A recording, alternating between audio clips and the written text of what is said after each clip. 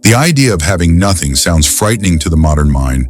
In a world built on accumulation of wealth, status, identity, and certainty, nothingness feels like failure. Emptiness feels like loss. Letting go feels dangerous. But in Buddhism, having nothing is not poverty. It is freedom. The Buddha did not teach that suffering comes from lack. He taught that suffering comes from clinging. Not because we have too little, but because we demand too much. From life, from others, and from ourselves. To understand the power of having nothing, Buddhism asks us to look honestly at how suffering is created. The weight of possession. Every possession carries weight, not just physical objects, but ideas, identities, opinions, and expectations. To own something is also to fear losing it. To desire something is also to feel incomplete without it. To become something is also to fear becoming nothing. Buddhism does not condemn possessions. It observes their cost.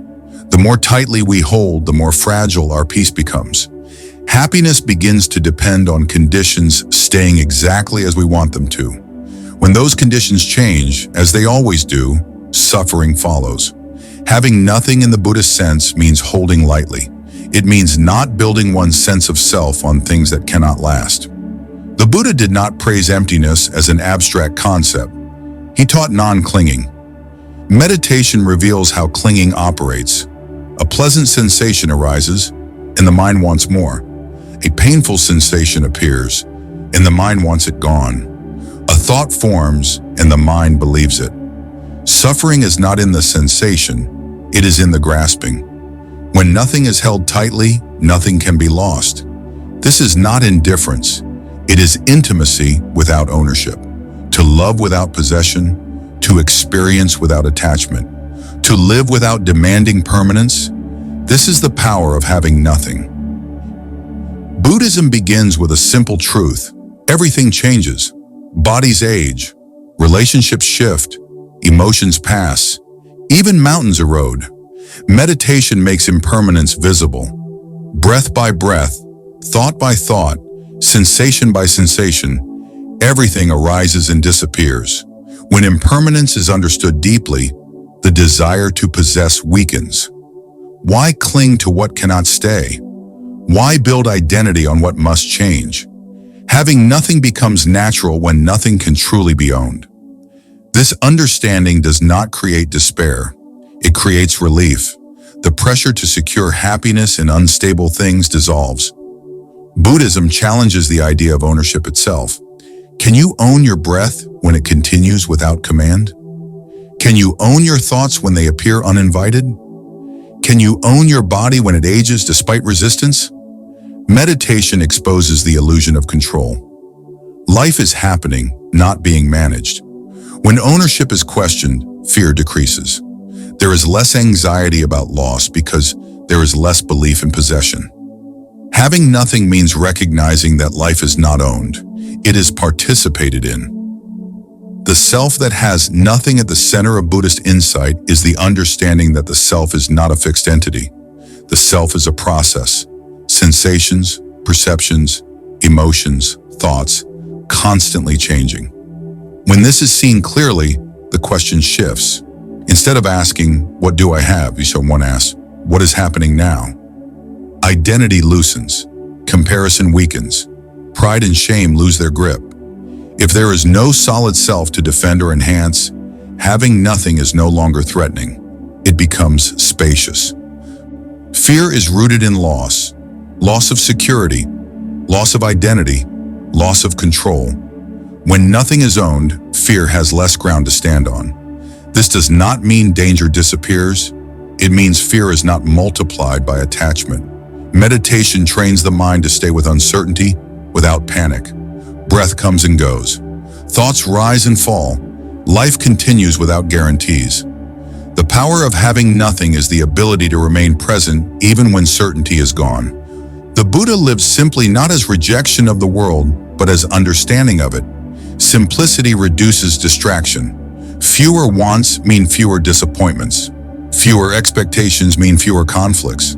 Having nothing does not mean rejecting comfort or joy. It means not needing them to be complete. When desire is quiet, Contentment becomes possible in ordinary moments. Eating becomes enough. Walking becomes enough. Breathing becomes enough. This is not minimalism as style. It is minimalism as insight. When the self is less solid, compassion grows naturally. Without the constant project of protecting and promoting me, attention turns outward. The suffering of others becomes visible. Compassion in Buddhism is not moral obligation. It is a consequence of seeing clearly. When nothing is clung to, there is room for everything. Meditation is the training ground for having nothing. Sitting quietly, one lets go of doing, achieving, and becoming. One allows experience to unfold without interference. There is nothing to gain, nothing to fix, nothing to prove.